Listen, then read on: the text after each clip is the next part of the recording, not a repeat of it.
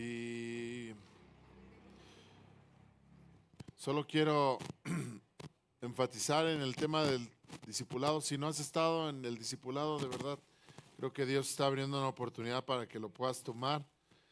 Creo que la Biblia nos enseña que tenemos que irle añadiendo. Dice el apóstol Pedro en la segunda carta, capítulo 1, dice que a tu fe le añadas virtud, a la virtud le añadas conocimiento, al conocimiento le añadas dominio propio, al dominio propio le añadas amor, y así nos va llevando a que vamos creciendo.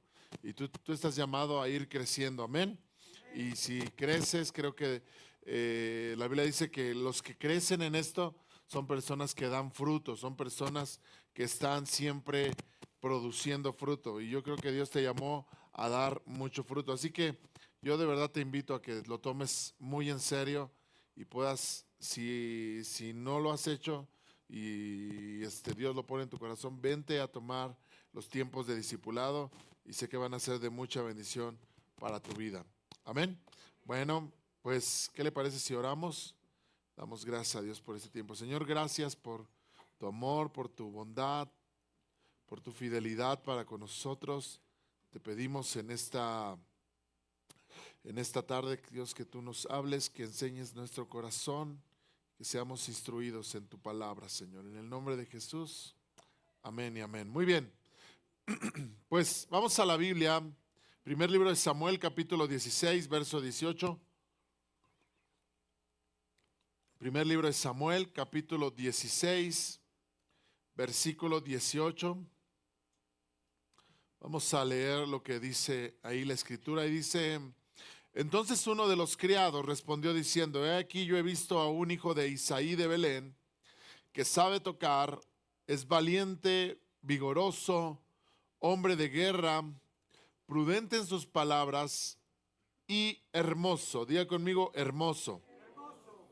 Y Jehová está con él. ¿Cómo dice la Biblia que era David? Era hermoso, ¿verdad? Ahora, el contexto nos está hablando de la historia. David toca en la casa de Saúl porque Saúl estaba siendo atormentado por un espíritu que no lo dejaba estar tranquilo, que no lo dejaba estar bien. Todo el tiempo estaba angustiado, todo el tiempo estaba mal. Y entonces alguien le recomienda que traiga un músico para que cuando este espíritu venga y lo esté atormentando, el músico empiece a tocar el instrumento y con las melodías pueda traer relajación y pueda traer un ambiente tranquilo a la vida de Saúl. Y Saúl dice: sí, tráiganme a alguien que sepa tocar. Y entonces uno de los criados le recomendó a David, y en la recomendación le da las características que David tenía. No solo era un músico que sabía tocar bien, sino que era valiente, era vigoroso, era un hombre de guerra, prudente en sus palabras, y menciona ahí la palabra y es hermoso. ¿Cómo era David? Hermoso. Ahora, pudiéramos pensar, ¿verdad?, que está hablando de su aspecto físico, de que es alguien muy bien parecido, que es alguien muy bien, con un aspecto físico, ¿verdad?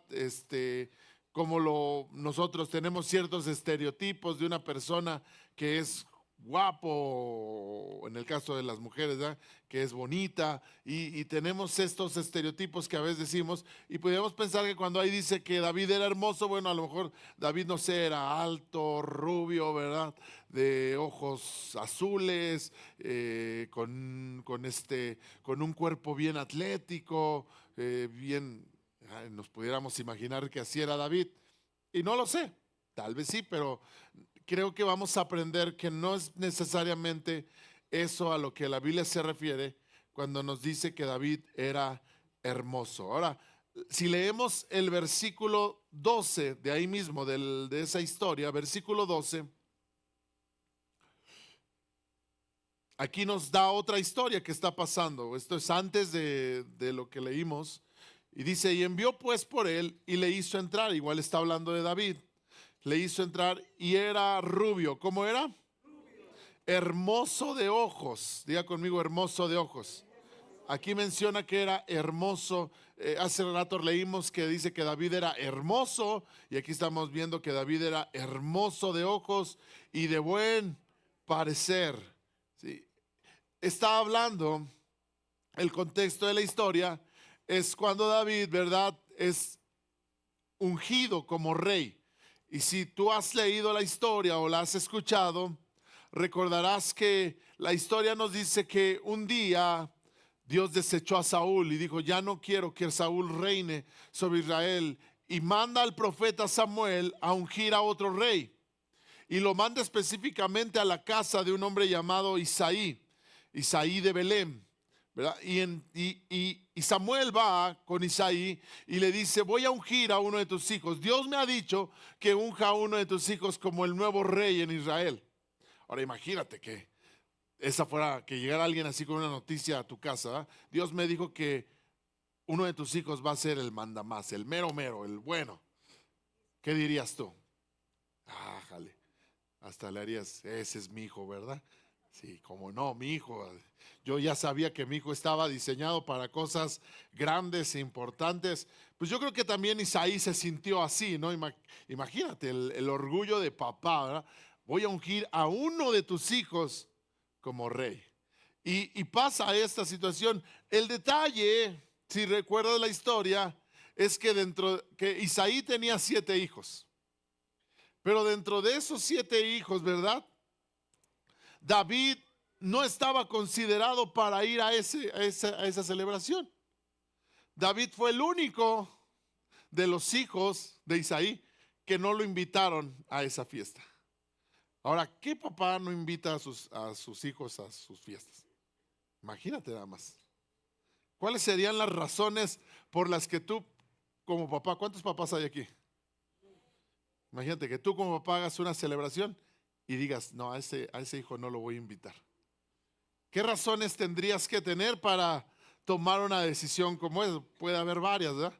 Pero principalmente nos damos cuenta que David sufría, o podríamos decirlo así, ¿verdad?, tenía esta situación de ser rechazado incluso por su propio padre. Algunos teólogos mencionan que muy probablemente David surgió de una relación ilícita. David era uno de los hijos de Isaí, pero no era de su relación principal matrimonial, sino que era de una relación, era de un desliz que Isaí había tenido por ahí, y entonces se había traído a vivir a David a su casa. Pero eso mismo hacía que, imagínate el ambiente de la casa. Entonces David era como el arrimado. David era como el que: tú no eres parte de esta familia. Y se lo hacían ver y se lo hacían sentir, porque aquí estamos viendo que la celebración más importante, ¿qué celebración más importante que vamos a ungir a uno de tus hijos como un rey? Pues digo, no podía haber otra, ¿no? Imagínate nada más. Y en la celebración más importante que como familia podían tener, decidieron no invitar a David. Fue el único que no invitaron. Sin embargo, Dios tenía otros planes para David, porque dice la Biblia que cuando Samuel llegó a ese lugar, ya estaban ahí preparados, ya estaba preparado el banquete, la comida. Seguramente Isaí tiró la casa por la ventana: oye, van a ungir a uno de tus hijos como rey. Seguramente hizo un fiestón de aquellos, ¿verdad? Contrató mariachis y banda y no sé qué más, ¿verdad? Grupo versátil y lo que sea, y trajo una comida y hizo aquí, allá. No, hombre, o sea, valía la pena. Van a ungir a uno de sus hijos como rey. Y están ahí, ¿verdad? Y Samuel les dice: ok, sí, vamos a entrar a la fiesta, pero antes quiero hacer la ceremonia de ungir a uno de tus hijos. ¿Dónde están? Ahí están, ya están todos los hijos. Y empieza Samuel, y va Samuel, al igual que todos, se deja llevar por el más grande, el más fuerte, el que tiene una apariencia, ¿verdad?, de rey. Imagínate, o sea, Samuel lo ve y dice: es este. Y ve a Eliab, que era el hijo mayor, ¿verdad?, y dice: este es. Y lo vio fuerte, lo vio grande. Pero Dios le habla al corazón de Samuel y le dice: Samuel, no, él no es. Y seguramente Samuel pensó: pero ¿por qué no es? Y tiene todas las características. Recordemos que Saúl, que era el actual rey, era un hombre alto, era un hombre que dice la Biblia que le pasaba por encima a la mayoría de los hombres, o a todos los hombres. De hombros hacia arriba Saúl era destacado. Se veía, Saúl era alguien que se notaba, su presencia, ¿verdad? Física se dejaba notar. Entonces cuando Samuel ve a Eliab, dice, ¿por qué no Eliab? Si Eliab es igual que Saúl, grande así, fuerte. ¿Me están entendiendo? Pero Dios le dice, no, porque yo no miro la apariencia. ¿Yo no miro qué? Yo no miro la apariencia. Yo miro el corazón. Y el corazón lo he desechado. Entonces Dios ve el corazón de Eliab y dice, su corazón no me gusta. Aunque en su apariencia pueda ser muy buena, su corazón ¿qué? No me gusta.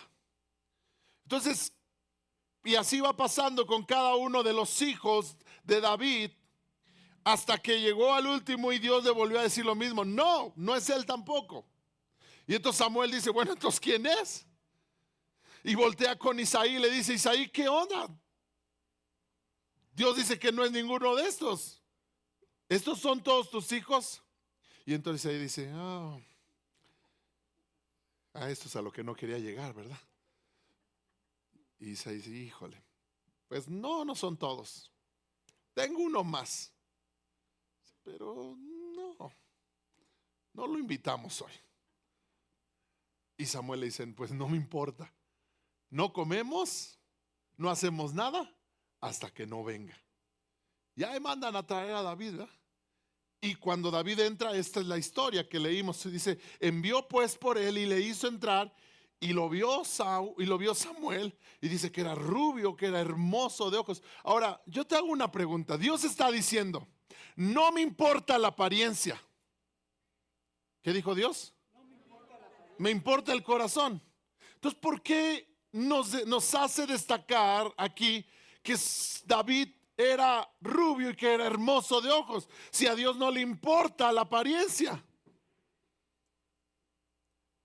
Dios no estaba buscando a alguien, no le dijo, necesito que sea rubio, que sea hermoso de ojos, que sea alto, que no.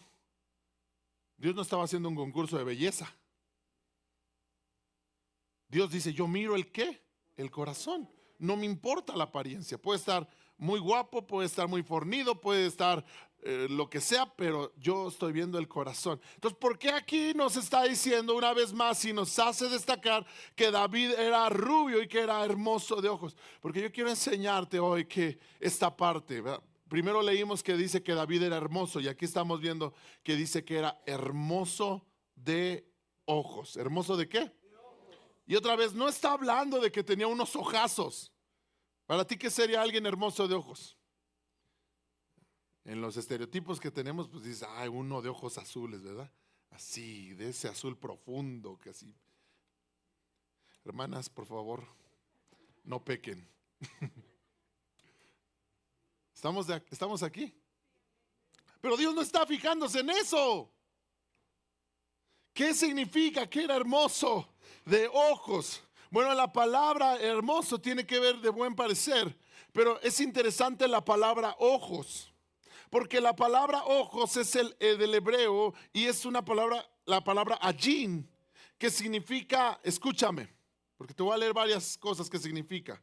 Significa ojos, sí, pero también significa aspecto de cara, significa cejas, significa color, significa contento, significa crimen, significa desagradable, significa dificultad, significa disgusto, significa como bien te parezca, significa estimar, significa faz, significa grato, significa gustar, iniquidad, mirar, opinión, parecer, pesar, placer, preocupación, presencia, satisfecho, vigilante. Wow, todo eso. ¿Por qué significa todo eso? Porque no está hablando de cómo es su cara, si tiene ojos verdes o azules. Está hablando de la expresión de tu cara. Tú con tu cara expresas cómo te sientes. Por eso significa, por ejemplo, alegre, satisfecho, vigilante, ¿verdad? Placer, preocupante. Porque todas esas expresiones, ¿con qué las haces? Con la cara. Cuando estás preocupado, pones cara de qué. Incluso por eso significa color, porque ¿te has dado cuenta que el color te cambia de acuerdo a la emoción que estás sintiendo? Cuando estás apenado, ¿cómo te pones? Rojo, ¿eh? Ya se puso bien rojo. Cuando estás asustado, ¿cómo te pones? Pálido, ¿eh? Denle un bolillo al pobre, porque mira, se nos puso blanco del susto. Entonces, lo que nos está diciendo la Biblia no es que David era un guapote, aunque a lo mejor sí lo era, no lo sé. Pero no nos está por ahí un hombre, ¿verdad? Miguel Ángel hizo una estatua de David y pues lo dibujó así guapo, ¿verdad? Porque se cree que a lo mejor David era guapo, pero la Biblia no se está enfocando en eso porque, sabes, a Dios no le interesa eso. Si a ti te gusta cuidar tu cuerpo y esas cosas y está bien, qué bueno, pero no es lo que le interesa a Dios. Dios no está preocupado, ¿verdad?, en tu apariencia física. Pero Dios está preocupado en tu apariencia interna, en lo que tienes adentro. Y sabes, lo que tienes adentro se expresa con tu rostro. Si tú estás alegre, tu rostro expresa alegría. A ver, pongan cara de alegría. No, hermanos, ¿qué pasa? Voltea con el que está al lado tuyo y ponle una cara de alegría. Eso. Porque el rostro nos denota cómo estamos. ¿Te has dado cuenta que cuando tú ves a alguien con una cierta cara, le dices, ¿estás enojado? Y si te dicen, no, pues dile a tu cara. Dile a tu cara que no estás enojado, porque tu cara me está diciendo todo lo contrario. Tu cara me está diciendo que no aguantas nada. ¿Sí? ¿Hay algunos aquí de esos? Híjole. Entonces está hablando de la expresión de tu rostro, que al final esa expresión de tu rostro denota lo que traes adentro. ¿Cómo te sientes? Lo expresas con tu rostro. Entonces, cuando yo leo esto, me llama la atención que dice que David, cuando él entró, lo primero que se nota es que David es hermoso de ojos. ¿Qué está diciendo? Lo primero que se nota es que David entró así. Hola, ¿cómo están? Qué alegría estar en esta reunión. Pensé que no iba a venir, pero sí vine. Hey, ¿sabes por qué pienso en esto? Porque era un muchacho de 15 años. Hoy yo veo a los muchachos de 15 años, de que entre 15 y 17 años tenía David, se supone, en ese tiempo. Hoy tú ves a un adolescente entre 15 y 17 años, la mayoría están así. ¿Sí o no? Quizá tú tienes uno en la casa, ¿verdad? Y con su cara así. Y metidos en su celular. Los audífonos y un gorro, ¿verdad? Para que nadie los vea. ¿Sí o no? Ayer estábamos en una reunión de jóvenes, ¿verdad? Y mientras estaban predicando la palabra, yo vi uno nada más, pero uno estaba ahí con su celular, juegue, yo estaba atrás de él y juegue, y la predica por acá, pero él estaba bien metido ahí, no le interesaba nada. Y así veo a muchos adolescentes el día. Pero David no. Dice la Biblia que David llegó y con una actitud que llamó la atención, con una actitud así de, ¿qué onda? ¿Cómo están todos? Y su cara alegre, sonriente. Ahora, escúchame, ¿por qué esto es interesante? Porque no era una fiesta cualquiera, era la fiesta de su familia. Y donde le hicieron notar claramente que él no era parte de esa familia. Donde le dejaron bien en claro, David, tú en esta familia no tienes un lugar. Tú en esta familia no cabes. Y si alguien van a elegir como rey, no es a ti, David. Así que te imaginas la preparación de la fiesta. Imagínate, en la mañana todo el mundo apurado porque va a venir el profeta, va a ungir a un hijo como rey, tráiganse las mesas, pongan todo, ¿verdad? Y de repente David, ¿y qué van a hacer? Y el papá, ¿qué te importa? Vete a cuidar las ovejas tú. Y los hermanos, el David. Ni modo, David. Cuando no te quieren, no te quieren. ¿Te imaginas? Yo imagino algo como eso. Pero cuando él entra, la actitud de David pareciera que nada de eso le había pasado. Oye, con menos de eso, ¿cómo estarías tú? ¿Cómo hubieras entrado tú a esa reunión? Pues aquí estoy. A mí no me querían invitar. Yo sé que no valgo nada para ustedes, pero ya vine. ¿Sí o no? La verdad. Con mucho menos que eso. A nosotros nos hacen una ofensita cualquiera y ya estamos que no aguantamos. Que nos queremos ir, que no valemos nada. Mira todo lo que le hicieron a David. Y su semblante, sin embargo, su semblante siempre expresó alegría. ¿Por qué? ¿Qué es lo que tenía David que lo hacía estar así? ¿Sabes? Tanto era la actitud así, de esa forma y de esa confianza, que a sus hermanos les caía gordo. Cuando David fue, recordarán que los hermanos están en la guerra, hay un gigante que los está amenazando todos los días, que les grita todos los días. En el siguiente capítulo, tú lo puedes leer luego. Y está el gigante, ¿verdad? Denme un hombre que pelee conmigo. Cobardes, gallinas, no saben hacer nada. Y todos los días, ¿verdad? Amenazándolos y todos temblando, hasta el rey Saúl temblando, ¿verdad? Y David un día su papá lo manda, su papá le dice, vele a llevar estos sándwiches a tus hermanos. Bueno, no dice sándwich, pero yo imagino que fueron sándwiches. O usted imagínese lo que quiera, ¿verdad? Y vele a llevar esto a tus hermanos y ahí va David, imagínate. David pudo haber dicho, ¿yo por qué? Ni me quieren, ni me hablan. ¿Por qué yo les voy a llevar de comer? Pero David no hacía eso, sino, vele a llevar. Y ahí va David, ¿verdad? Me imagino que ahí va David y llega bien contento. ¿Qué pasó? Y se da cuenta que todo el mundo está atemorizado, todo el mundo está escondido. ¿Y qué pasó? ¿Qué pasó? ¿Qué pasó? No, que un gigante, que así, que así. Órale. ¿Y por qué no le han ganado al gigante? No, ¿cómo crees? Pues no estás viendo que es un gigantote. ¿Y qué confianza tenía David? Y David les dice, oye, y si el que le gane al gigante, ¿qué le van a dar? Porque ya estaba pensando en él ganarle al gigante. ¿Qué le van a dar?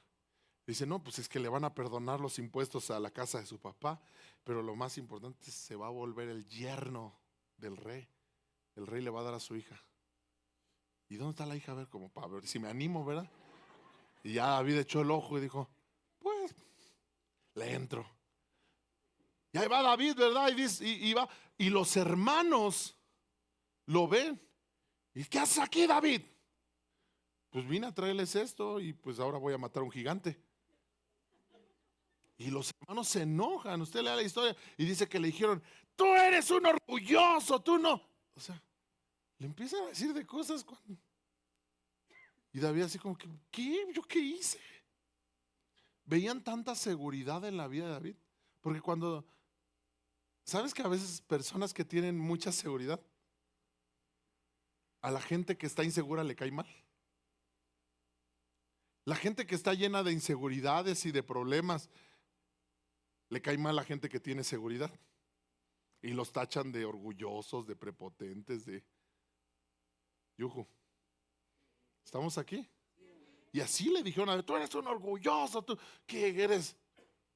David, tranquilos, yo vine a dejarles de comer. Pero ¿de dónde venía tanta seguridad de este jovencito David? Mira, dice la Biblia, Proverbios capítulo 15, versículo 13.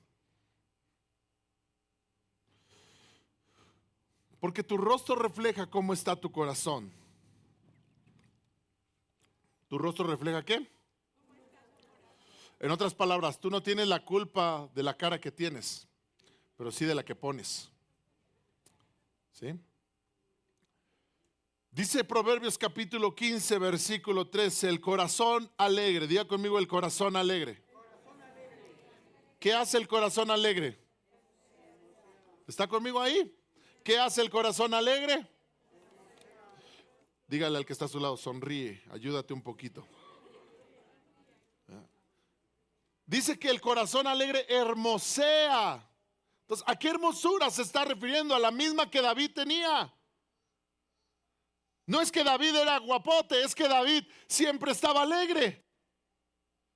Aún en las peores circunstancias de su vida, David pudo llegar a una reunión que no había sido invitado, que no había sido tomado en cuenta, en la que no querían que él estuviera. Pero David pudo llegar a esa reunión y no con una actitud arrogante, sino con realmente una alegría en su corazón y sonriendo. ¿Alguien está conmigo? No se deprimió, no se entristeció, no dejó que la tristeza lo abatiera. No estaba ahí, no lo fueron a traer detrás de allá con las ovejas y lo encontraron ahí. ¡Ah! No me invitaron. No. Estaba bien. De tal manera que lo que causó impresión, por eso la Biblia lo escribe, lo que causó impresión fue el semblante cuando llegó a esa reunión. Lo que destaca la Biblia es su semblante cuando él llegó a esa reunión. No era el de un muchacho destruido por el rechazo. No era el de un muchacho destruido por el rechazo y todo esta que habían traído sobre su vida. No. Era el de un joven alegre, era el de un joven contento. ¿Y de dónde sacaba David esa alegría y esa fuerza? Dice Proverbios, el corazón alegre hermosea el rostro, mas por el dolor del corazón el espíritu se abate. ¿Por el dolor de qué? Quiere decir que entonces cuando tu corazón está alegre, tú estás así. Pero cuando tu corazón está dolido, ¿cómo estás? Abatido. Y tu cara demuestra que estás dolido. Tu cara expresa tu dolor, tu posición corporal. La gente que está dolida tiene una posición corporal normalmente de agacharse, de no estar bien, de no tener ganas de nada. ¿Estamos aquí, mis hermanos? Por el dolor del corazón. Ahora, quiero que veas en el Salmo 139 un poco más de cómo era David.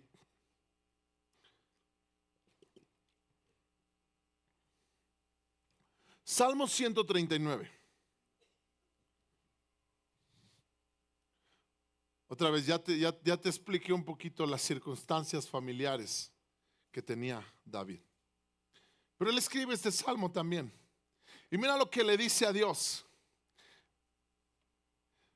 ¿Está conmigo? Salmo 139, vamos a leer a partir del versículo 13. Y David dice, porque tú formaste mis entrañas, tú me hiciste en el vientre de mi madre. Diga conmigo, tú me hiciste. David está reconociendo que él es una creación de Dios, que Dios mismo lo formó. Dice, tú formaste mis entrañas, tú formaste lo profundo de mí, tú me hiciste en el vientre de mi madre. Wow, ¿cuántos reconocen que Dios es nuestro hacedor? El Salmo 100 dice, ovejas tuyas somos, ovejas de tu prado, tú nos formaste, tú nos hiciste. Amén. Alguien puede levantar su mano derecha y decir, Señor, tú me hiciste. ¿Verdad? Usted no es obra de la casualidad. Esto es lo que David está diciendo. Yo no soy obra de la casualidad. Tú me hiciste. Amén. Y luego dice, te alabaré. Y mira aquí lo impresionante. Dice David, te alabaré porque formidables son tus obras. O sea, David está diciendo, tú me hiciste. Pero no solo me hiciste. Le está diciendo a Dios, te lo hiciste. O sea, me hiciste re bien, Dios. Es como que David se está viendo al espejo y dice, Señor, yo sé que tú me formaste, yo sé que tú me hiciste y la verdad te pasaste. No, hombre, qué bárbaro, Dios. Wow. Te alabaré, Señor, porque de verdad que sabes hacer las cosas. Oye, tenía una seguridad. Otra vez, no es un muchacho todo ¿Cuál es la palabra? Se me fue la palabra.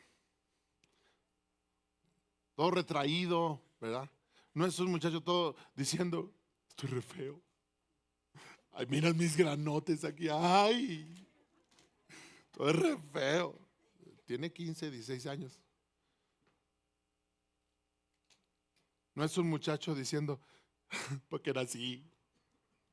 Mi papá no me quiere, mi mamá no me quiere.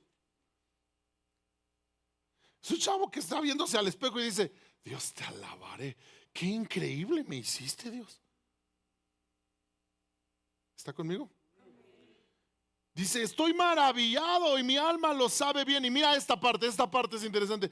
Dice, no fue encubierto de ti mi cuerpo, bien que en oculto fui formado y entretejido en lo más profundo de la tierra. Mi embrión vieron tus ojos. Escúchame.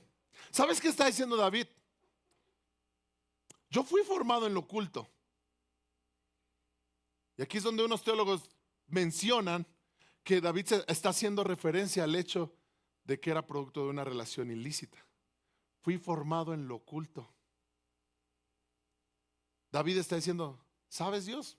Mis papás a lo mejor ni querían que naciera. Ellos no estaban esperando que yo naciera. Ellos estaban ocultando algo. Fui formado en lo oculto. Ahí donde no se viera. Nadie quería saber de mi existencia. Nadie quería saber que había un David que iba a nacer y que iba a causarles molestia. Nadie quería saber. Pero mientras eso está pasando, mi embrión vieron tus ojos. Tú me viste, Señor. Y tú sí me tenías en tus planes. Tú sí tenías mi vida en tus planes. Yo tenía un propósito en ti. Yo tenía un destino en ti. ¡Wow! Es impresionante esto.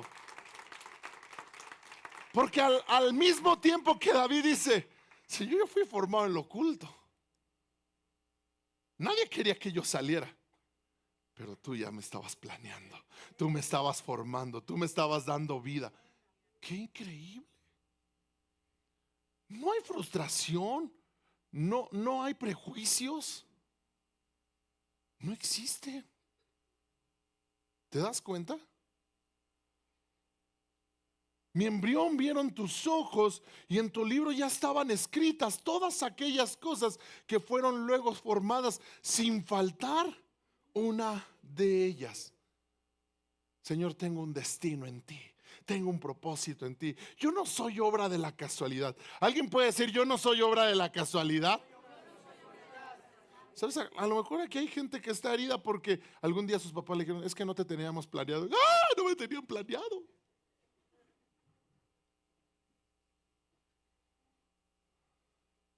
Apenas creo que ayer fue, o antier, que íbamos al trabajo por mi esposa, y mi hija me hizo la pregunta, ¿y ustedes sí querían que yo naciera?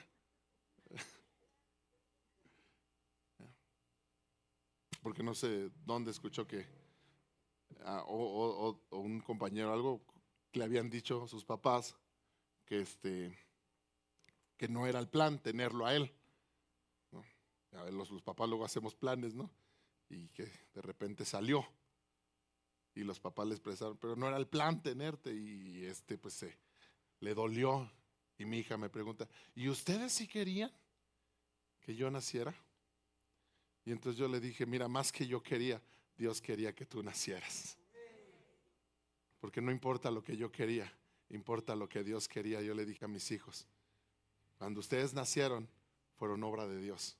Porque Dios quería que ustedes nacieran. Pero ¿estamos de acuerdo que son cosas con las que a veces nos acomplejamos? Son cosas con las que a veces, pero David no tiene complejos con esto.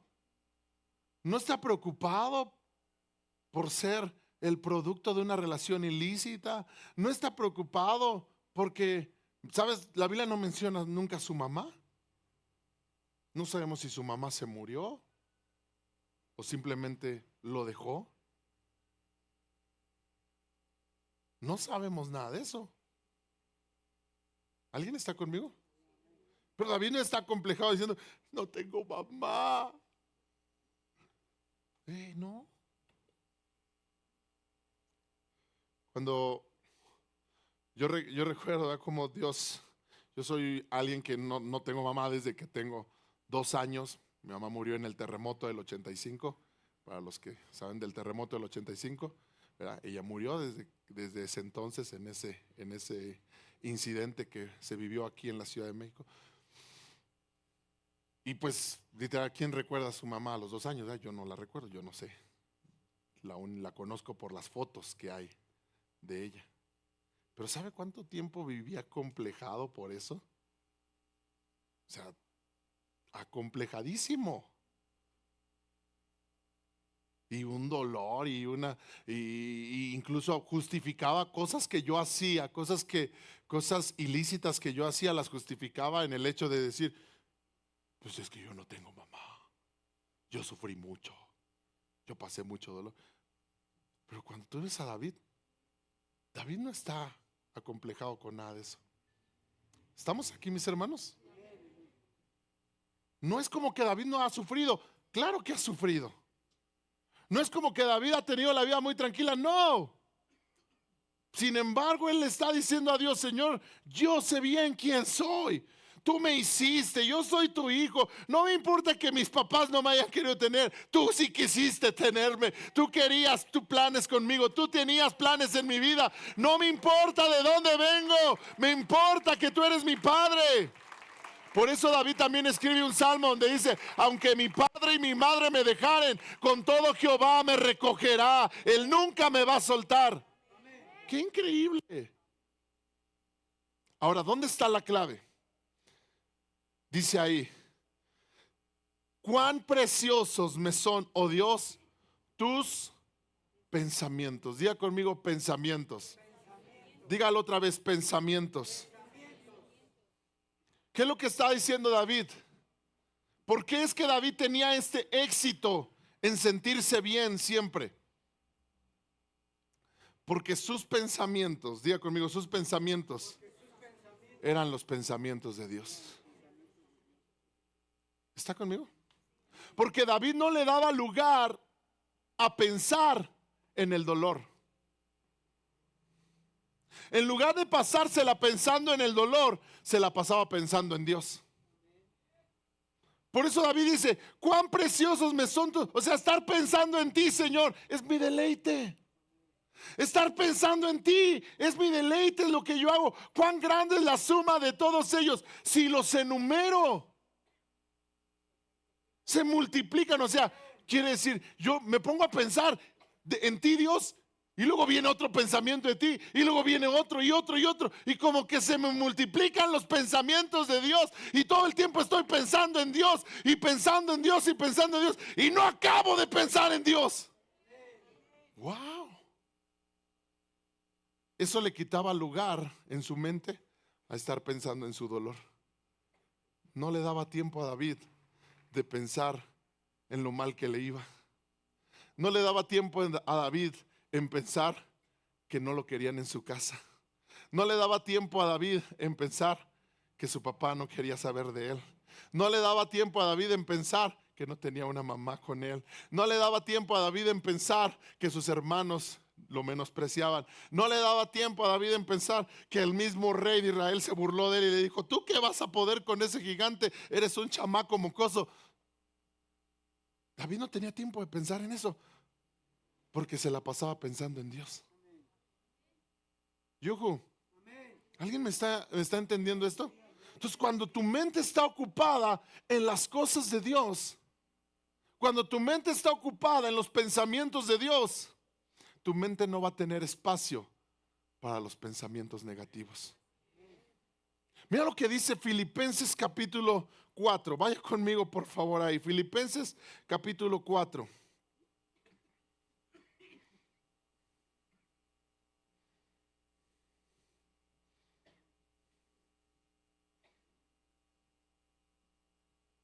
Verso 8.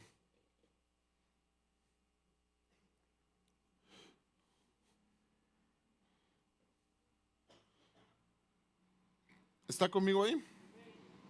Filipenses capítulo 4, versículo 8. Léalo conmigo, por favor. Por lo demás, hermanos, todo lo verdadero, todo lo honesto, todo lo justo, todo lo puro, todo lo amable, todo lo que es de buen nombre, si hay virtud alguna, si algo es digno de alabanza, en esto, en esto. Cuando tú piensas en eso, no hay lugar para pensar en lo negativo. Todo lo justo, todo lo amable, todo lo que es de buen nombre, todo, si hay algo digno de alabanza. Ahora, cuando yo veo todas estas características, digo, pues es pensar en Dios entonces, porque todo lo honesto, ¿quién es más honesto que Dios? ¿Quién es más justo que Dios? ¿Quién es más puro que Dios? ¿Quién es más amable que Dios? ¿Quién tiene mejor nombre que Dios? ¿Quién tiene mejor virtudes que Dios? ¿Quién es más digno de alabanza que Dios? Piensa en eso. Piensa en eso. Piensa en eso. Mantén tu pensamiento ahí. Y eso le va a quitar lugar en tu mente a lo negativo. ¿Sabes que el rechazo, el menosprecio es el arma que Satanás quiere usar para destruir tus pensamientos? Satanás te quiere recordar que has sido menospreciado, que has sido rechazado. Satanás te quiere recordar todos los días tu dolor. Satanás te quiere recordar todos los días tu angustia. Satanás te quiere recordar todos los días tu falta de ciertas cosas. Satanás te quiere recordar todos los días tus carencias, para que solo pienses en eso. Porque si tú concentras tus pensamientos en lo negativo, entonces tu vida se está destruyendo poco a poco. Porque el espíritu abatido, dice la Biblia, el espíritu abatido seca los huesos. ¿El espíritu abatido qué? Te consume por dentro. Va secando poco a poco. El que tú vivas en dolor y en tristeza, en preocupaciones, en angustias, te va consumiendo. Pero dice la Biblia, pero el corazón alegre es una buena medicina. El corazón alegre es un buen remedio. El corazón alegre es un buen levantarte. Amén. Por eso es que David, la semana pasada veíamos esto, cuando David en el Salmo 34, en una cueva, ¿en dónde? Huyendo de sus enemigos, David toma una decisión. Y en lugar de deprimirse, en lugar de angustiarse, David dice, en todo tiempo voy a alabar al Señor. Su alabanza estará de continuo en mi boca. Lo oirán todos y conmigo se alegrarán. En lugar de decir, me voy a deprimir, voy a llorar, No. Voy a alabar a Dios. Y también veíamos la semana pasada el contraste. Un hombre llamado Elías, también en una cueva, también perseguido por sus enemigos. Pero él no decidió alabar a Dios. Dice la Biblia que le decía a Dios, ya quítame la vida. Ya no aguanto, Dios. Ya no aguanto este dolor. Quítame la vida, Dios. Wow. ¿Qué te estoy diciendo? Tú decides dónde quieres estar. Los dos tenían circunstancias iguales. A los dos sus enemigos lo estaban persiguiendo y buscando para matarlos. Los dos vivían bajo amenaza. Los dos se tuvieron que ir a meter a una cueva. Pero uno dijo, en todo tiempo voy a alabar a Dios. Y el otro le decía a Dios, quítame la vida. Yugo, en medio de tus circunstancias, ¿qué decisión tomas? En medio de tus momentos difíciles, que seguro los pasas, porque Jesús dijo, en este mundo va a haber aflicción. Oiga, usted vive en un mundo, ¿sabe? Lo peor que podemos hacer es pensar que Dios tiene la culpa de las cosas malas que nos pasan. No, por favor, no piense nunca eso. Este es un mundo que hay dolor. Porque desde que el hombre perdió la autoridad en el huerto del Edén, le dio a Satanás la autoridad. Y Satanás es el encargado de matar, robar y destruir. Pero Cristo vino a dar vida y vida en abundancia. ¿Cuántos lo creen? Y esa vida empieza acá adentro. Esa vida no es por las circunstancias que yo estoy viviendo. Esa vida es la que Dios pone aquí. El corazón alegre. El corazón alegre hermosea el rostro.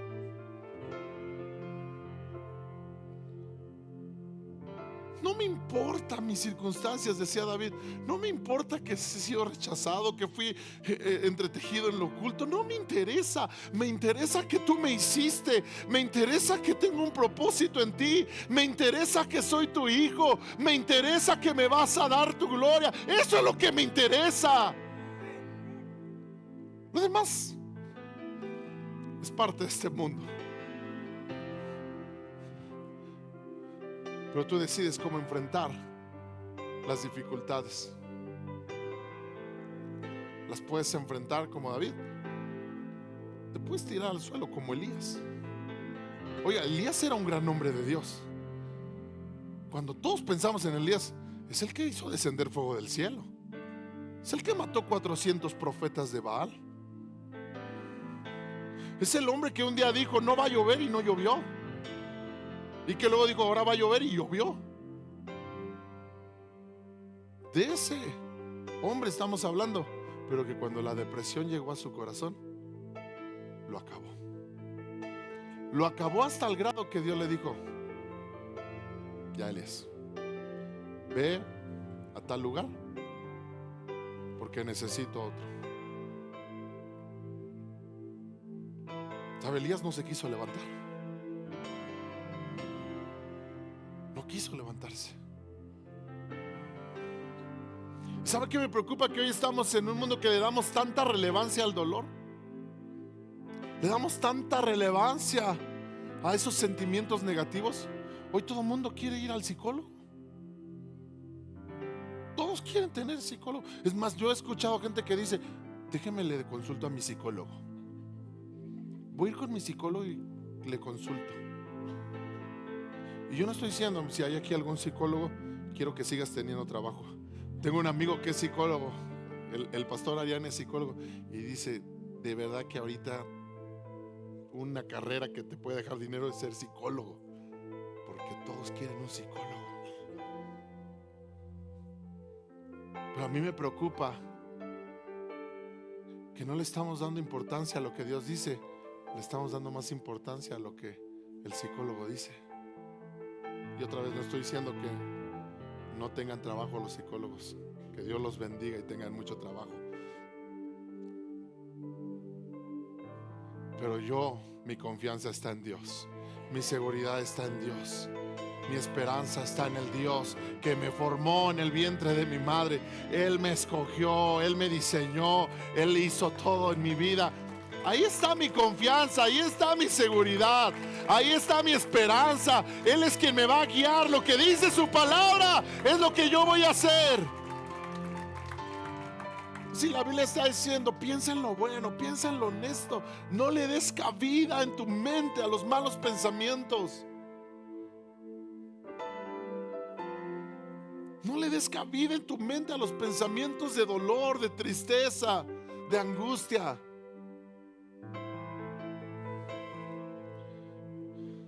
Ahora, ¿cómo hacemos para dejar de pensar en lo negativo? Porque tiene una fuerza bien grande. No sé si usted se da cuenta, pero los pensamientos negativos son fuertes, son pesados. No es como que usted diga: no, sí, ya voy a dejar de pensar. O sea, sé que es una lucha. Por eso la Biblia dice, ¿verdad? Pablo, segunda carta a los Corintios capítulo 11, Pablo dice: pero me temo que como la serpiente engañó a Eva, así vuestros sentidos. Y tienes que entender que esa palabra sentidos tiene que ver con emociones, con pensamientos. Dice: así vuestros sentidos sean también engañados y desviados de la fidelidad a Cristo. Porque Satanás está todo el tiempo buscando engañar tus pensamientos, buscando engañar tus sentidos, para que te sientas solo, para que te sientas triste, para que te sientas derrotado, para que te sientas, ¿verdad?, que no tienes nada a tu lado, y en medio de eso puedas decir: yo no quiero saber nada, incluso de Dios. Incluso de Dios. ¿Cuánta gente hay que se siente traicionada por Dios? Quizá tú estás aquí hoy y de alguna manera te sientes traicionado por Dios, cuando la Biblia es clara en decirnos que aunque nosotros somos infieles, Dios es fiel. Cuando la Biblia es clara en decirnos que Dios es bueno y que si nosotros somos malos y aún así sabemos hacer buenas cosas para nuestros hijos, ¿cuánto más nuestro Padre, que es bueno, no nos dará todas las cosas? Romanos capítulo 8 dice: si Dios no escatimó ni a su propio Hijo, ¿cómo no nos dará también todas las cosas? ¡Wow! Mis hermanos, pero el diablo te quiere meter un pensamiento de: Dios te dejó, Dios te abandonó, Dios ya no está contigo. Y se aprovecha de las circunstancias que estás viviendo para que le creas. Pero hoy vengo a decirte: créele a Dios, créele a Dios. Créele a Dios, créele a Dios. La Biblia dice: cree a Dios y serás prosperado. Cree a sus profetas y serás bendecido. Hay bendición en creerle a Dios, amén. ¿Cómo le hago para quitarme los pensamientos negativos? Bueno, hemos visto durante algunas semanas un arma que Dios nos da que se llama la alabanza. ¿La qué? Ya hemos hablado de alabanza. Alabanza es un arma de guerra contra pensamientos negativos. Alabanza es el arma que David escogió. Por eso David dijo: escojo alabar a Dios en todo tiempo. Por eso Habacuc dijo: aunque la higuera no florezca y no haya frutos en la vida, aunque no haya vacas en los corrales, con todo yo me alegraré en Jehová y me gozaré en el Dios de mi salvación, porque Él hace mis pies como de siervas. Pues ya vimos que la alabanza es un arma contra Satanás, contra malos pensamientos. Si estás batallando con pensamientos negativos, alaba a Dios, de verdad, alaba a Dios. Nunca te limites a alabar a Dios en medio de circunstancias difíciles. Al contrario, ahí es cuando más decídete a alabar a Dios. Pero hoy quiero darte otra herramienta que Dios nos da para vencer pensamientos negativos, y se llama perdonar. Diga conmigo: perdonar. Dígalo fuerte: perdonar. Esta es una herramienta igual de poderosa que te ayuda a eliminar pensamientos negativos así. Y es una decisión que si tú la tomas, wow. Vaya conmigo, 2 Corintios capítulo 2, verso 10. Segunda carta a los Corintios capítulo 2, versículo 10.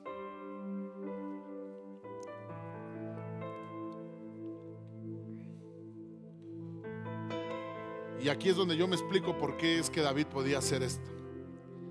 Porque es que David podía no sentir ningún rencor contra su papá, ni contra sus hermanos, ni contra nadie que lo hubiera menospreciado.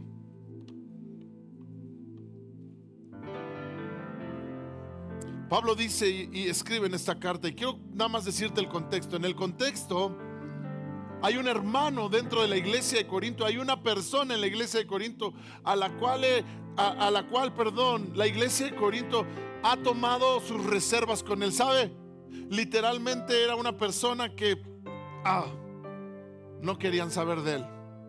¿Y sabe por qué no querían saber de él? Porque seguramente había hecho mucho daño, había causado dolor en medio de la iglesia, había sido una persona que había causado daño. Y entonces la iglesia de Corinto tomó una determinación de no lo queremos, no lo queremos aquí. Algunos dicen en la primera carta a los Corintios, en el capítulo 5, si usted lee 1 Corintios capítulo 5, se da cuenta que ahí y relacionan con lo que ahorita vamos a ver ya en la segunda carta. Pero hay un hombre en la iglesia que Pablo les escribe y les dice: ¿cómo es posible que en la iglesia ustedes tengan a este hombre que está cometiendo este pecado, que ni aún afuera se nombra? Ni aún afuera se nombra o no sería orgullo, ¿verdad? Un pecado de esta magnitud. Y usted lo tiene ahí en la iglesia como si nada. Y la Biblia dice que este era un hombre que tenía una relación ilícita con la esposa de su papá. Y para que veas que la Biblia habla de esas cosas. Y entonces dice Pablo: no puede ser. Y Pablo dice: yo les pido que a esta persona la entreguen a Satanás. Wow. No vamos a hablar de eso ahorita, pero está bien fuerte. Imagínate eso. Entréguenlo a Satanás, pero dice Pablo, para que se salve, no para que se pierda. O sea, en otras palabras, que el diablo lo haga pedazos, y ya una vez hecho pedazos, venga arrepentido a la presencia de Dios. Eso es lo que Pablo dijo. Luego dice: ya se puso bueno el chisme, ¿verdad? Luego hablamos de eso. Pero entonces parece ser que este es el mismo hombre que para la segunda carta que Pablo les escribe, como que este hombre parece ser, entonces algunos mencionan que tal vez este hombre ya se había arrepentido, había cambiado su manera de vivir, había dejado lo que no era de Dios y había enderezado sus caminos, y ahora se quería reincorporar. Pero la iglesia estaba en una posición así de: no, tú eres medio pecador, hazte para allá. Y entonces Pablo les tiene que escribir ahora una carta donde les dice: ya, bájenle, porque no estamos aquí para juzgar a nadie, estamos aquí. Y entonces ahí es donde les escribe esto. Te doy este contexto para que sepas de qué está hablando, pero quiero que veas las palabras que Pablo usa. Dice: si ustedes perdonan a este hombre, ¿qué dice Pablo? Yo también lo perdono. Diga conmigo: yo lo perdono. Diga fuerte: yo lo perdono. Ahora, escucha esto. Lo siguiente: cuando yo perdono lo que necesita ser perdonado. ¿Qué dice Pablo? Cuando perdono lo que necesita ser perdonado. En este sentido, en esta carta, Pablo está refiriendo a este hombre. Pero yo aquí te puedo decir: ¿qué es lo que en tu vida necesita ser perdonado? Pablo está diciendo: cuando yo perdono lo que necesita ser perdonado, ¿qué es lo que en tu vida necesita ser perdonado? A lo mejor tú necesitas perdonar el rechazo, el abandono, la infidelidad, el maltrato. No sé qué necesitas ser en tu vida perdonado, pero hoy necesitas perdonarlo. Ahora, escucha el resultado de perdonar lo que necesita ser perdonado. Cuando yo perdono lo que necesita ser perdonado, lo hago con la autoridad de Cristo. Diga conmigo: con la autoridad de Cristo. Oiga, cuando usted perdona, usted le da la autoridad a Cristo. Pero escúchame, quiere decir que cuando tú no perdonas, tú le das la autoridad al diablo. Porque aquí solamente hay de dos: o Dios tiene la autoridad en tu vida, o la tiene el diablo.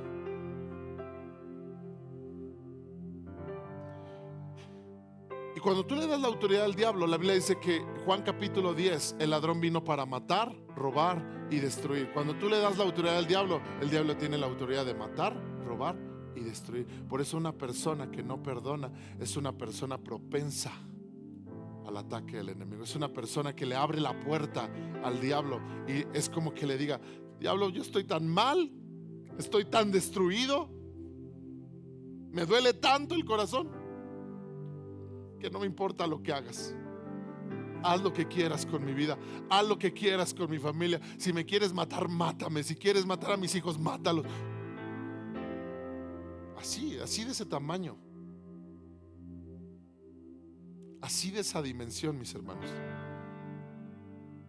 Por eso el perdonar es quitarle la autoridad al diablo y decirle: la autoridad la tiene Cristo. En mi vida la autoridad la tiene Cristo. Y quien va a decidir en mi vida se llama Cristo. Quien va a hacer su obra en mi vida es Cristo y no el diablo. ¿Alguien está aquí? Cuando yo perdono, lo hago en la autoridad de Cristo. Y mira lo más que dice: para beneficio de ustedes. ¿Para qué? ¿Sabes cuántas personas saldrían beneficiadas si tú perdonas? Un montón. ¿Sabes por qué? Porque se te va a quitar lo amargado.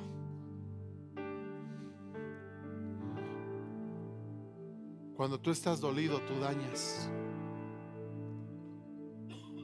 Cuando tú tienes dolor en tu corazón, tú haces daño a otros. ¿Alguien se ha tratado de acercar a un perro herido?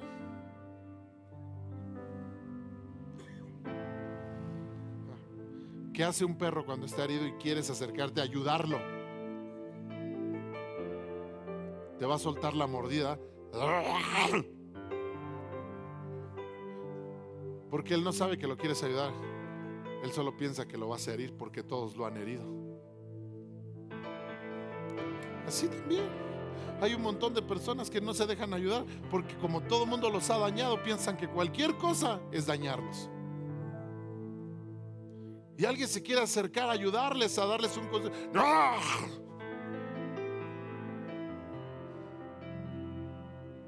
Y dañas a los que están cerca de ti. Si tú estás herido como papá, estás dañando a tus hijos.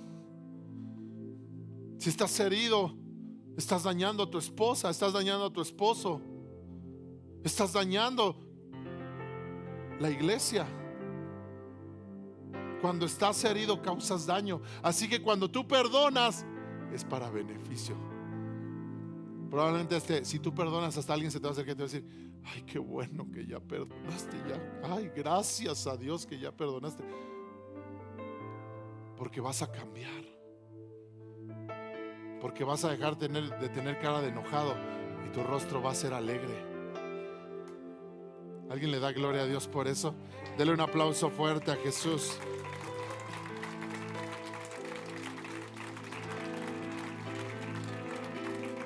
Entonces mira, dice: cuando perdono lo que necesita ser perdonado, lo hago en la autoridad de Cristo. Número 1, le doy la autoridad a Cristo. Número 2, causo un beneficio a todos los que están cerca de mí. Y número 3, dice: para que Satanás no se aproveche. ¿Para que Satanás qué? Porque lo mejor que tú le puedes hacer a Satanás es no perdonar. Ese es el campo que a él le gusta. Ese es el lugar que a él le gusta. Por eso él te va a llenar de pensamientos negativos. Por eso cuando alguien te hace daño, él te lo va a estar recordando a cada rato. Por eso cuando alguien te causa un dolor, cada vez que lo ves, el diablo va a venir a tu mente y te va a decir: ¿te acuerdas lo que te hizo? ¿Te acuerdas lo que te hizo? ¿Te acuerdas cómo te vio? ¿Te acuerdas lo que te digo? ¿Te acuerdas? ¿Sí? Porque mientras tú no perdonas, tú le das lugar a Satanás. Tú le estás diciendo a Satanás: Satanás, haz conmigo lo que quieras. Destrúyeme como quieras. Te doy la autoridad. Porque solo tú le puedes dar autoridad al diablo. La Biblia dice que en la cruz Cristo le quitó toda la autoridad al diablo. ¿Cuánta autoridad le quitó Cristo?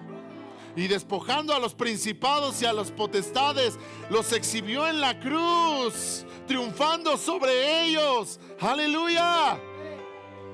Despojando, dice, o sea, les quitó su autoridad, les quitó el poder. Dice la carta que me era contraria fue clavada en la cruz. Ya no tiene autoridad sobre mi vida, ya no tiene poder sobre mi vida. Pero cuando yo no perdono es como decirle: ahí está otra vez la autoridad. Cristo te la quitó, pero yo te la doy. Wow, qué interesante, ¿no? Qué interesante decir: Cristo te quitó la autoridad, pero ¿qué crees? Yo te la doy otra vez, ahí te va. Porque no puedo perdonar. Pero cuando perdonas, dice: no le das lugar al diablo. El diablo no tiene por dónde atacarte, porque cuando él viene y te recuerda, yo me imagino el diablo diciéndole a David: David, tu papá no te quiere. Y David diciendo: no me importa que mi papá no me quiera, Dios me ama y yo perdono a mi papá, yo lo bendigo, mi papá lo bendigo y oro por él. Wow. ¿Y sabe dónde se demuestra eso? Uno de los beneficios que Saúl tenía para el que le ganara al gigante era quitarle los impuestos a su papá. ¿A quién le iba a quitar los impuestos? Y Saúl le dice: ¿de quién eres hijo, muchacho? Y David dice: no, yo no tengo padre. Si me niega mi padre, yo también lo niego a él. David le dice: soy hijo de Isaí de Belén. Quítale los impuestos a mi papá. No quiero que mi papá lleve esa carga. Yo no quiero que mi papá sufra. ¿David tenía derecho a estar amargado con su papá? Muy probablemente. ¿Había razones para estar dolido con su papá? Bien pudo haber dicho: sabes, ese beneficio guárdatelo, dame todos los demás, ese guárdatelo, y que el viejo siga sufriendo con impuestos. Es más, ponle otros 2 impuestos más. ¿Qué te parece? Métele más la carga para que le vaya. Pero David dijo: no, yo perdono a mi papá, perdono a mis hermanos. ¿Se acuerdan de José? ¿Se acuerdan de José? Están ahí los hermanos, y los hermanos llorando, destrozados, dándose cuenta que José ahora era el mero mero. Y me impresiona lo que José les dice. José no les dice: ya ven, un día les dije que yo iba a ser el jefe. Mendigos, no me creyeron, pero aquí estoy. José los abraza, dice: no lloren,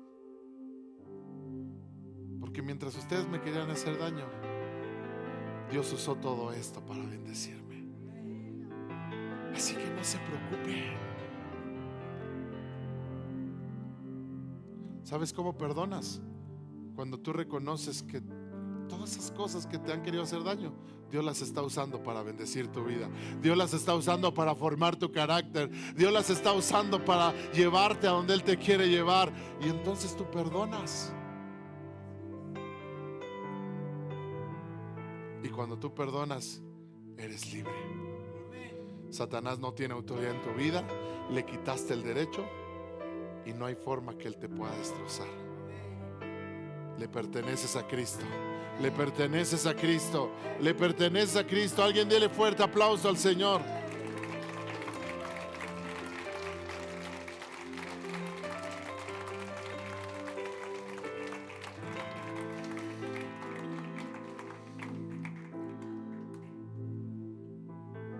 Perdona. Colosenses capítulo 3, termino con eso.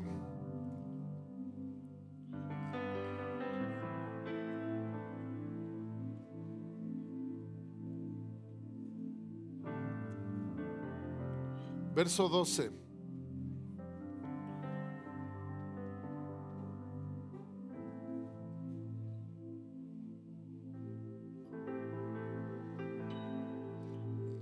Perdón, verso 13. Bueno, sí, desde el 12 vamos a leer. Dice: vístanse pues como escogidos de Dios. ¿Cómo qué? Quiero leerlo en la Nueva Traducción Viviente. Dice: dado a que Dios los eligió para que sean su pueblo santo y amado, ustedes tienen que vestirse de una tierna compasión. ¿De qué nos tenemos que vestir? De una bondad, de una humildad, de gentileza y de paciencia. Wow. Mira cómo haces eso. Verso 13. Sean comprensivos con las faltas de los demás y perdonen. ¿A cuántos? ¿Perdonen a cuántos? A todo el que los ofende. Tal vez tú estás diciendo: no, pero a este no lo puedo perdonar. No, a ese también lo tienes que perdonar. No, pero a esa no la puedo perdonar. No, sí, porque aquí dice a todos. Amén. Y perdonen a todo el que los ofenda. Escucha esto. Recuerden que el Señor los perdonó a quienes. Recuerden que el Señor los perdonó a ustedes. Así que ustedes deben de perdonar. Wow. La Reina Valera dice: de la manera que Cristo los perdonó. De la manera que Cristo los perdonó. ¿Cómo te perdonó Dios? ¿Cómo te perdonó Dios? De la misma manera perdona. Y cuando tú perdonas, entonces eres libre. Cuando perdonas, ¿eres qué? ¿Cuántos quieren ser libres en esta tarde?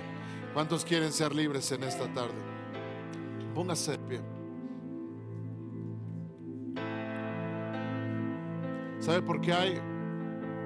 Yo quiero que entendamos esto. No perdonar es el terreno donde el enemigo introduce en nosotros enfermedades. La Biblia dice que el espíritu triste seca los huesos. O sea, el dolor que no se perdona, ese dolor te enferma. Hay gente que tiene dolor en su estómago y es a raíz de falta de perdón, de tristeza y de dolor. Porque aquí en el estómago, ¿usted sabía que aquí en el estómago se almacenan las emociones? Hoy hay muchos estudios que hablan acerca de eso. Si usted está estresado, ¿quién cree que sufre? Su intestino. Si usted está preocupado, su intestino está sufriendo. Hoy le llaman al intestino el nuevo cerebro, porque ahí hay un montón de emociones. Y hay gente enferma literal, porque está dolida.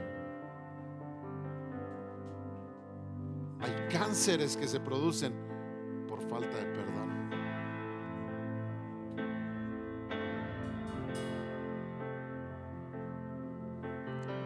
Yugo, su cuerpo pierde vitalidad, su cuerpo pierde defensas. Pero hoy Dios quiere sanarnos. ¿Cuántos dicen amén? Pero hoy Dios quiere sanarnos. Levante sus manos al cielo y diga: Señor, tú me sanas, tú me restauras. ¿Alguien lo cree? El Señor restaura. Escucha lo que dice Isaías 53. Isaías capítulo 53. Esto es lo que pasó el Señor. Acabamos de leer que dice: de la manera que Cristo lo hizo.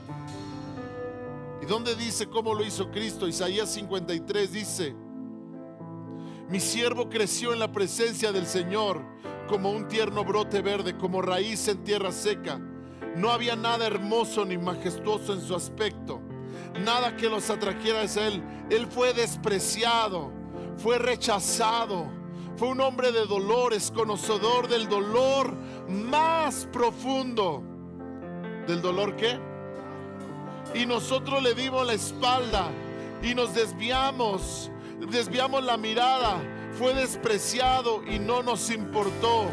Sin embargo, fueron nuestras debilidades las que él cargó, fueron nuestros dolores los que lo agobiaron. Y pensamos que sus dificultades eran un castigo de Dios, un castigo por sus pecados.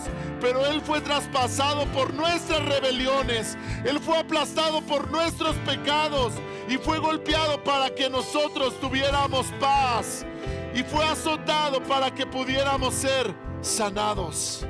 Fue azotado para que tú seas sanado, para que tú tengas paz. Jesús llevó tu dolor en la cruz, Jesús llevó tu quebranto en la cruz, y hoy Él te va a dar sanidad, Él te va a dar libertad. Levante sus manos al cielo y hoy, Señor, yo declaro esa libertad, esa sanidad en cada persona que está en este lugar.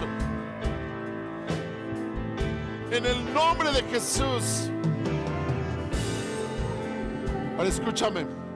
Quiero que hagamos algo. Así con tus manos en alto. Pablo dice: si yo perdono lo que tiene que ser perdonado. Piensa un momento, da un momento. ¿Qué es aquello en tu vida que tiene que ser perdonado? ¿Qué es en tu vida lo que tiene que ser perdonado? Cada uno de los que estamos aquí sabemos qué es eso que tiene que ser perdonado. Hoy es el día de perdonarlo. Dijo Pablo: si yo perdono lo que tiene que ser perdonado. Hay alguien aquí que tiene que perdonar el rechazo. Hay alguien aquí que tiene que perdonar el abandono. Hay alguien aquí que tiene que perdonar una ofensa que te le hicieron. Hay alguien aquí que tiene que perdonar ese sentimiento contra Dios, de que Dios te dejó. Dios no te dejó. Dios está contigo todos los días. Hay alguien aquí que tiene que perdonar la separación en su matrimonio, que tiene que perdonar una infidelidad. Y si ya lo pensaste, ahora empieza a decir: Señor, yo perdono esto. Es más, di: yo perdono a mi papá, yo perdono a mi mamá, yo perdono a esta persona, yo lo perdono. Perdono lo que tiene que ser perdonado. Vamos, empiece a hacerlo. Empiece a declararlo con su boca. Su boca, la Biblia dice que en nuestra boca está el poder de la vida y de la muerte.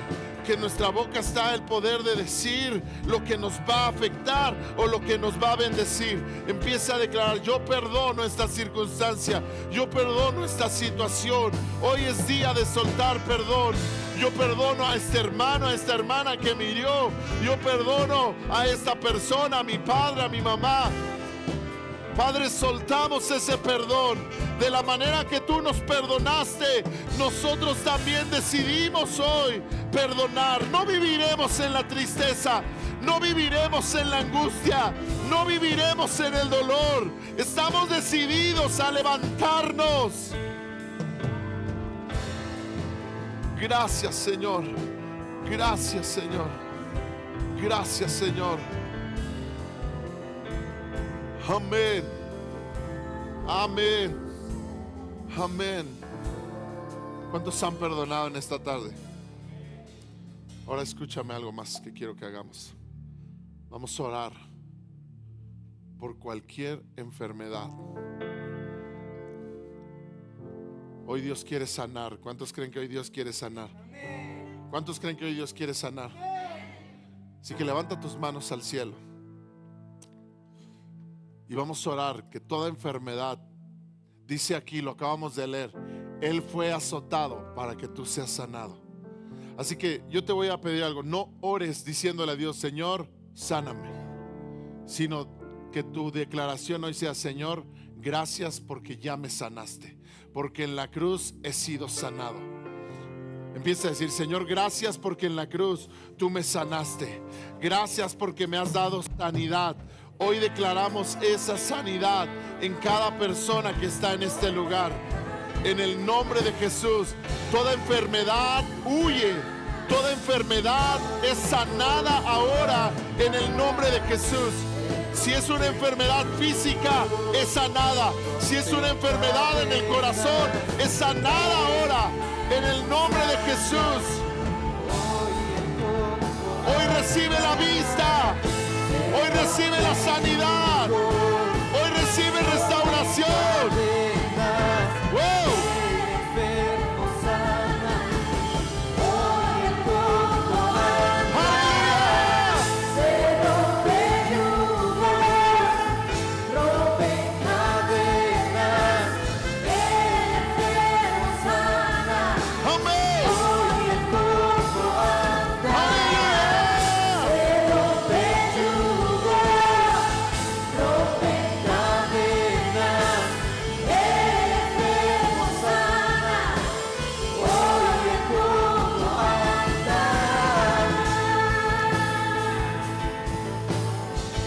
Amén.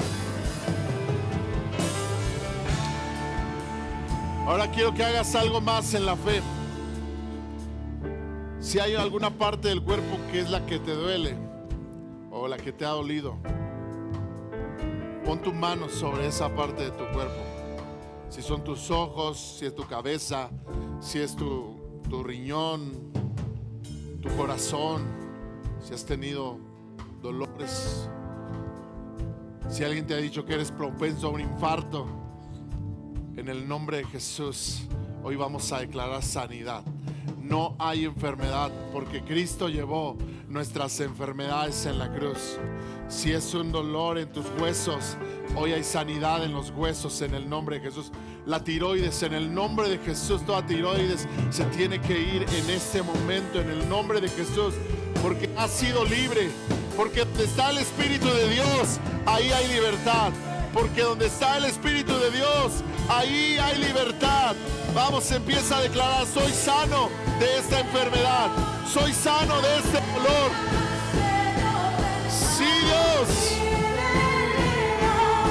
Aleluya.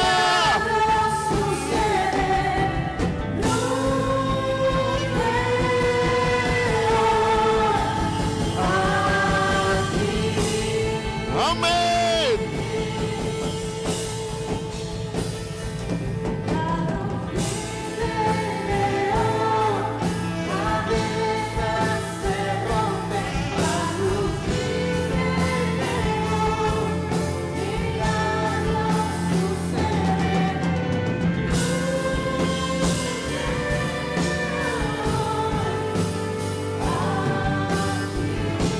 Levante sus manos y declárelo.